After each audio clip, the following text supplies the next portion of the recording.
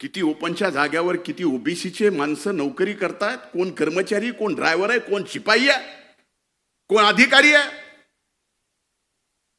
याच्यावरती जर उघड आकृती बंद जर जाहीर होऊ लागला आणि त्याच्या चर्चा मात्र सबंध महाराष्ट्रात होऊ लागल्या, तर खरंच का आपण शिवशाहू फुले आंबेडकरांच्या विचाराचे आहोत असे प्रश्न आम्हाला विचारले जातात. पावला पावलावर प्रश्न आमचे विचारले जातात. याच्यापेक्षा तुम्हाला दादा माहिती आहे, प्रशासन तुमच्या हातून जेवढं मजबूत होतो तेवढं कुणाच्याच नाही. कधीतरी तुम्ही सुद्धा अगदी वरिष्ठ प्रशासनाच्या सर्वांना विचारा की हे जे चाललंय हे बरोबर आहे. यानी या महाराष्ट्रातला सामाजिक सलोखा व्यवस्थित राहणार आहे. यामुळं शिवशाहू फुले आंबेडकरांचा विचार घेऊ एकमेव आपला पक्ष जो इमानदारीनं निष्ठेनं यांच्या निष्ठेचं काम जे आपण हाती घेतलंय ते करतोय, ते खरंच पुढे आपण घेऊन जाणार आहोत का? कदाचित ह्या गोष्टी माझ्या तुम्हाला मिनिटासाठी लागतील, पण लागू द्या. मैं आईना हूं, आईना दिखाऊंगा जो. पण ही वस्तुस्थिती आहे. कसं तरी लोकसभेच्या निवडणुकीनंतर सामाजिक सलोखा या महाराष्ट्रात विधानसभेच्या निवडणुकीनंतर बदलला, पण पुन्हा कुठलं तरी कारण काढायचं. हो, बीड जिल्ह्यामध्ये मस्साजोगचे आमचे सरपंच संतोष देशमुख यांची निर्गुण हत्या झाली. ज्यांनी गेली ती गुन्हेगार, त्या कृत्याचं कुणीही समर्थन करू शकत नाही. आणि ज्यांनी केले असेल त्यांना फासावर लटकवलंच पाहिजे. आज प्रत्येक जाती धर्मात 5-10% गुन्हेगार आहेतच. कुणी उठून सांगावं की हो माझी अशी जात आहे, हो असा माझा धर्म आहे, एकही गुन्हेगार सापडणार नाही. सांगावं.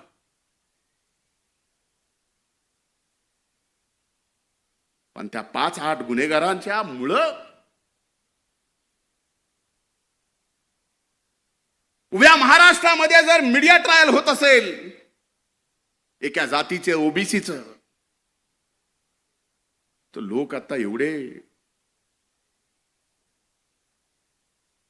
राहिले नाही.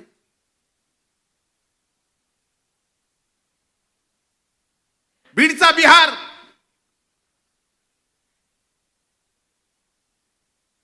परळीत तालिबान. आम्हाला दुःख होत नाही. आमचा बीडचा बिहार अर्ध्याच्या वर 6 महिने ऊस तोडायला तुमच्याकडे असतो, त्याचा बिहार केला जातो. आणि कुणी महायुतीतल्या आपल्या पक्षातल्या लोकांनी परळीला तालिबान केले जातं, जे परळी 12 ज्योतिर्लिंगापैकी पंचम स्थान असणारं, 5वं स्थान असणारं परळी वैद्यनाथाचं ज्योतिर्लिंग आहे. दादा, काही दिवसानं शिवरात्री आहे. लाखो भाविक या देशातले तिथं दर्शनाला येतात. अशा मीडिया ट्रायलनी, अशा सगळ्या एका गावाला एका जिल्ह्याला बदनाम करून अशा जर गोष्टी होत असतील, ह्याच्यातलं नुकसान कुणाचं आहे? भले आम्ही राजकारणात राहू नाही, संपू, पण पिढ्याना पिढ्या पुढच्या तुम्हा मला कधीच विसरणार नाहीत. ही काय करून ठेवते. माझी हात जोडून त्या बाबतीतली विनंती आहे.